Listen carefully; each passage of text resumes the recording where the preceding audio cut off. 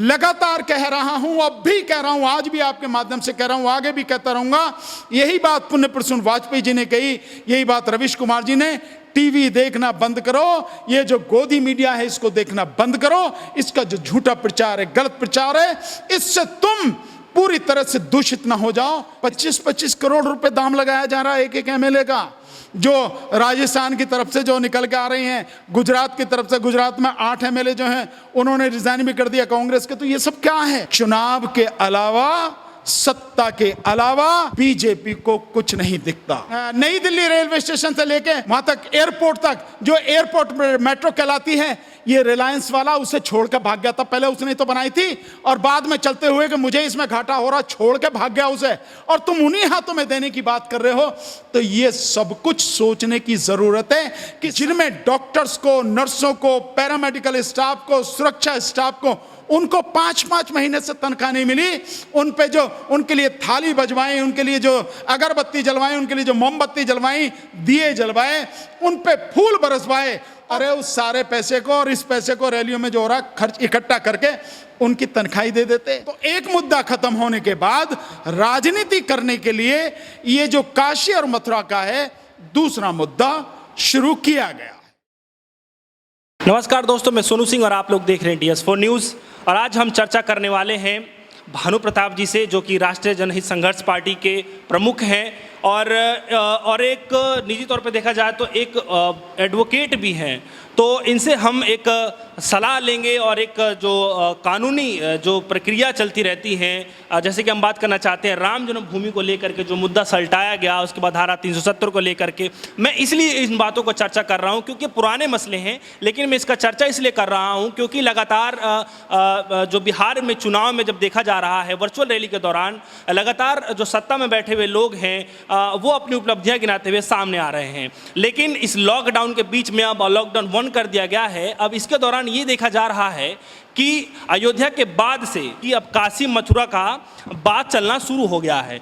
तो क्या मेरा सवाल ये रहेगा भानु प्रताप जी से, और जानने की भी कोशिश ये रहेगी, क्या इस लॉकडाउन के बीच में क्या अब लगता है कि राम जन्म के बाद से अब इस मसले को भी सुलटाने का काम किया जाएगा? तो चलिए आज बात करते हैं इन सब मुद्दों को लेकर देखते हुए, और हम बात करेंगे वर्चुअल रैली को भी देखते हुए, जो कि बिहार का इस समय काफ़ी जोर शोर प्रचार प्रसार चल रहा है। चलिए रुक कर लेते हैं। क्या आपको लगता है कि राम जन्मभूमि के बाद से अब मथुरा काशी का जो विवाद है वो भी अब सुलटाने का कार्य करेगी? हाँ, निश्चित।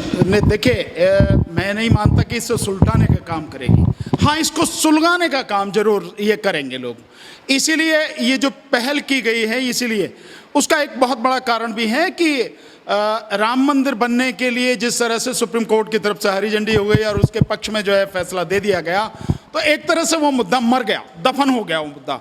लेकिन राजनीति के लिए मुद्दा तो चाहिए, और धर्म से बड़ा या धर्म के अलावा बीजेपी के पास में राजनीति करने के लिए कोई मुद्दा नहीं है। और वो भी धर्म की जो राजनीति है वो भी हिंदू मुस्लिम वाली राजनीति।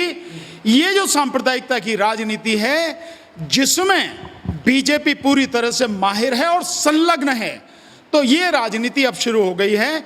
हाँ, अब ये मामला सुप्रीम कोर्ट में आया है, धीरे धीरे इसको, मैं जहाँ तक मुझे लगता है, ये इसको सड़क पर ले जाने की कोशिश करेंगे, और इनके जो IT सेल के कीड़े हैं उनके माध्यम से जो है इन सारी चीज़ों को जब आगे बढ़ाया जाएगा, उल्टा सीधा झूठ फैलाया जाएगा, ये सारी चीज़ें अब की जाएंगी।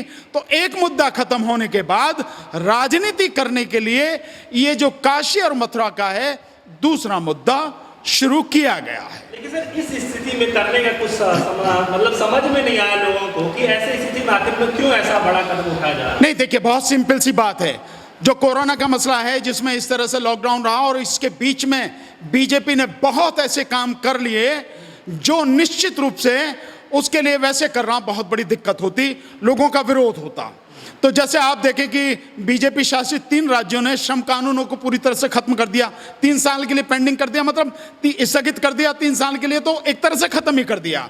और इसके अलावा जो PM केयर फंड बनाया गया है उसमें जिस तरह से पैसा आ रहा है, जिन जिन लोगों से, जिन जिन सोर्सों से पैसा आ रहा है, वो सारा सबको जो है क्वेश्चनेबल है, सबको उसको जानता है। और इसी उसमें आप देखिए उन्होंने किस तरह से और जो बाकी काम किए हैं, और इसमें जो घोटाले हुए हैं, चाहे वो टेस्टिंग किट का घोटाला हो, चाहे जो पीपीई किट का घोटाला हो, और बाकी और जो चाहे मास्क का घोटाला हो, ये सारी चीजें हुई हैं। इसकी आड़ में ये सारा सब कुछ हुआ। और इसके अलावा इस चीज को भी आप नहीं भूल जाइए कि 68,600 करोड़ रुपया जो भगोड़े हैं, 50 जो टॉप मोस्ट भगोड़े हैं जो विदेशों में बैठे हैं और पब्लिक का पैसा लेके जो नेशनलाइज बैंक तक से जिन्होंने पैसा लूट के वह बैठे हैं, उसको भी सरकार ने जो राइट ऑफ किया 68,000 करोड़ का जो हुआ है। तो ये सारी की सारी चीजें बीजेपी जो कर रही है वो सबके सामने है। इसके अलावा इसी के आड़ में एक और इसने किया, जो 20 लाख करोड़ का झुंझुना पकड़ाया।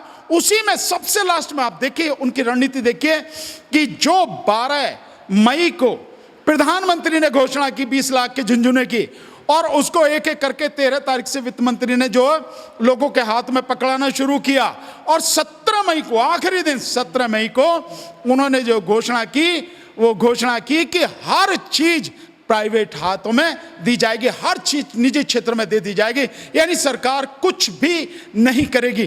तो ये सब कोरोना की आड़ में जो कुछ किया है, और कोरोना की आड़ में जिस तरह से उन्होंने लोगों को मारा है, इन सारी हत्याओं का जिम्मेदार केवल और केवल एक व्यक्ति है, वो है प्रधानमंत्री नरेंद्र मोदी। जितने भी मरे हैं, सड़क पर मरे हैं तो, भूख से मरे हैं तो, रेल में मरे हैं तो, रेल की पटरी पर मरे हैं तो, एक्सीडेंट में मरे हैं तो, अस्पतालों में मरे हैं तो, इन सब के लिए जिम्मेदार एक ही व्यक्ति है। तो ये सारा का सारा जो खेल किया है, ये सब कोरोना की आड़ में। और इसके साथ साथ जो सुप्रीम कोर्ट के फैसले आ रहे हैं, वो फैसले भी, आरक्षण का फैसला आ रहा है तो कोरोना के समय में आ रहा है। जैसे ये बहुत इंपॉर्टेंट फैसला है जिसको आना इसी समय आना जरूरी था। श्रमिकों की बात नहीं सुनना, ये सुप्रीम कोर्ट ने किया। और जब अलग अलग हाई कोर्ट्स ने किया, तब सुप्रीम कोर्ट ने अपनी इज्जत बचाने के लिए 2.5 महीने बाद सुनवाई करी और कहा कि 15 दिन में इनको सबको भिजवाओ। क्या भिजवाओगे, वो तो सारे पहुंच चुके बेचारे, पैदल गिरते पड़ते मरते सब कुछ पहुंच चुके। तो जो खेल खेला गया है, और इसमें सरकार और कोर्ट सब कुछ जिस तरह से सब ये कर रहे हैं, बड़ा ही दुखद है, बहुत ही कष्टदायक, बड़ा पीड़ादायक है। और देश के प्रति मैं तो कहूंगा कि देशद्रोह है। ये सब कुछ कोरोना की आड़ में किया जा रहा है, और अभी एक नया खेल शुरू कर दिया गया है। सर, आप वित्त मंत्री की बात कर रहे हैं। माना यह जा रहा है कि जो वित्त मंत्रालय है वो भारत सरकार की जितने भी बैंक हैं और उनको प्राइवेट हाथों में देने की जो क्रियाएं हैं, जो प्रतिक्रिया सामने आ रही है, वो लगातार तैयार करते हुए सामने आ रहे हैं। लेकिन मेरा सवाल ये है कि आपको ये ऐसे नहीं लगता कि जो टूटती अर्थव्यवस्थाएं हैं इस समय में, जो प्राइवेट हाथों को हम बैंकों को दे रहे हैं प्राइवेट हाथों में, उससे क्या लगता नहीं आपको कि आत्मघाती साबित होगा एक समय पर? नहीं, निश्चित रूप से होगा। हर व्यक्ति को समझ लेना चाहिए, इस देश के हर व्यक्ति को, सजग नागरिक को या आम नागरिक को भी सजग लेना चाहिए, और उन अंधभक्तों को भी समझ लेना चाहिए कि जो प्राइवेट बैंक था, यस बैंक, बहुत बड़ा प्राइवेट बैंक था यस बैंक, जब वो डूब गया तो बाकी चीज तुम प्राइवेट हाथों में क्या दे रहे हो। और यही नहीं, जो आपने 6 एयरपोर्ट अडानी के हाथ में दिए, वो अडानी 3 को छोड़ने की फिराक में है, और जो उनका किराया होना था वो किराया भी नहीं दे रहा अडानी, तो आप इनको प्राइवेट हाथों में दे रहे हो। और अभी एक चीज मैंने सुनी है कि इसी बीच में नीति आयोग ने एक सिफारिश की है कि जो मेट्रो है इसको भी निजी कर दिया जाए। नई दिल्ली रेलवे स्टेशन से लेके वहां तक, एयरपोर्ट तक, जो एयरपोर्ट मेट्रो कहलाती है, ये रिलायंस वाला उसे छोड़ के भाग गया था। पहले उसने तो बनाई थी और बाद में चलते हुए कि मुझे इसमें घाटा हो रहा, छोड़ के भाग गया उसे, और तुम उन्हीं हाथों में देने की बात कर रहे हो। तो ये सब कुछ सोचने की जरूरत है कि शासन प्रशासन में बैठे हुए जो लोग हैं वो किस तरह से इस देश को बेच रहे हैं और बर्बाद कर रहे हैं, और जनता की संपत्ति को अपने स्वार्थों के लिए अपने चहेतों के हाथ में दे रहे हैं। और जाहिर है कि अपने चहेतों के हाथ में दे रहे हैं तो वो बंदर बांट जो होगी उसमें उनका भी हिस्सा होगा। अगर प्रॉपर तरीके से निष्पक्ष जांच करा ली जाए किसी ईमानदार सुप्रीम कोर्ट के जजेस के नेतृत्व में, दूध का दूध पानी का पानी हो जाएगा, सब हो जाएगा। तो ये सब कुछ चल रहा है कोरोना की आड़ में, क्योंकि लोग बाहर निकल नहीं सकते, बीमारी का डर है, और उस डर की वजह से घरों में रहने के कारण संघर्ष नहीं कर पा रहे, सड़क पर आंदोलन नहीं कर पा रहे। सर, आपको क्या लगता है कि जो इस कोरोना जैसे महामारी के बीच में जो एक वर्चुअल रैली हो रही है बीजेपी की तरफ से, अमित शाह लगातार आकर के कह रहे हैं कि हमने धारा 370 को खत्म कर दिया, राम जन्मभूमि का निर्माण कराया, और ऐसे ट्रिपल तलाक से तमाम ऐसे मुद्दे गिनवा रहे हैं, सफाई अभियान को भी उन्होंने कंप्लीट करवाया। लेकिन सवाल ये उठ रहा है, उसके बावजूद भी इन सब बातों को बोलते हुए भी वो ये कह रहे हैं कि हम कोई चुनावी मुद्दा नहीं बना रहे हैं, हम किसी तरीके से चुनावी की तैयारियां नहीं कर रहे हैं। आप इसको किस नजरिए से देखना चाहते हैं? देखिए, मैं समझता हूं अगर अमित शाह की रैली को आप अगर देखें उसी तरह, तो दो ही विरोधाभास से अमित शाह की अपनी बात झूठ हो जाती है। जब अमित शाह बिहार के लिए जो आने वाला चुनाव है उसमें मुख्यमंत्री का कैंडिडेट नीतीश कुमार को घोषित करते हैं, तो क्या ये चुनावी रैली नहीं है? और क्या है ये राष्ट्रवाद, ये मंदिर, ये 3 तलाक और ये जो सारी चीजें गिनाई जा रही हैं, क्या है ये? सब चुनावी है, सब कुछ चुनाव के अलावा कुछ नहीं है। और मैं बार बार कह चुका हूं, बीजेपी को सत्ता की इतनी हवस है, इतनी भूख है कि उसे चुनाव के अलावा कुछ नहीं दिखता। और जहां तक रही दूसरी जो वर्चुअल रैली जो एक दिन बाद करी थी पश्चिम बंगाल के लिए, वेस्ट बंगाल के लिए, उसमें जब वो कह रहे हैं कि ममता दीदी, ये जो आप इनको कह रहे हो ना, जो ट्रेन आ रही है, कोरोना ट्रेन जिनको बता रहे हो, यही आपको निकाल के बाहर कर देंगे, प्रवासी आपको कर देंगे, और जो मुख्यमंत्री बनेगा एकदम अगले मिनट ही ये कर देंगे, वो कर देंगे। तो क्या है ये चुनावी रैली नहीं है?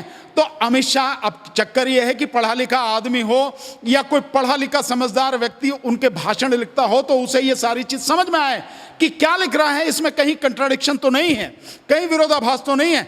उसने लिख दिया, उन्होंने पढ़ दिया, बात खत्म हो गई।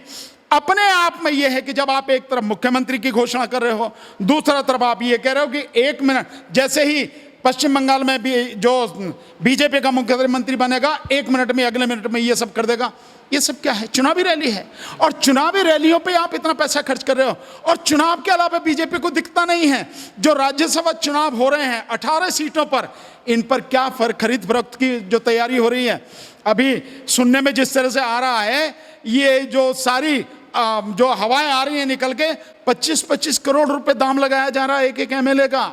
जो राजस्थान की तरफ से जो निकल के आ रही हैं, गुजरात की तरफ से, गुजरात में 8 एमएलए जो हैं उन्होंने रिजाइन भी कर दिया कांग्रेस के। तो ये सब क्या है? चुनाव के अलावा, सत्ता के अलावा बीजेपी को कुछ नहीं दिखता। और इसके लिए उस पर एक ही मुद्दा है, वो झूठ का जितना प्रचार।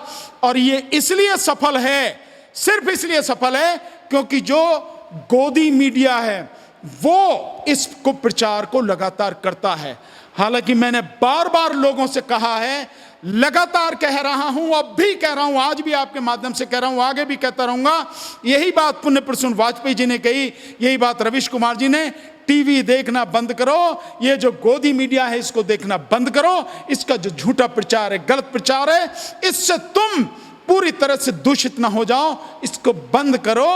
और इसको बंद करके ताला लगा के रख दो, ताकि इनका झूठ आप तक न पहुंच सके और आप सच को समझ सको और सच के लिए लड़ सको और इनकी दुकानों को बंद कर सको। तो प्रचार के अलावा, चुनाव प्रचार के अलावा, चुनाव के अलावा, सत्ता के अलावा बीजेपी का कोई और दूसरा कोई काम नहीं है। यही एक काम है। और केवल यही नहीं, आप देखिए एक और, इसको एक छोटा सा आंकड़ा आप सब जानते भी होंगे, कैलकुलेट करें। बिहार में 72,000 एलईडी लगाए, 70,000 से ज्यादा एलईडी वहां पर लगाए हैं। पश्चिम बंगाल में 70,000, और ये सब खुद उन्होंने कहा है, अमित शाह ने अपनी रैली में कहा है, अपने भाषण में कहा है।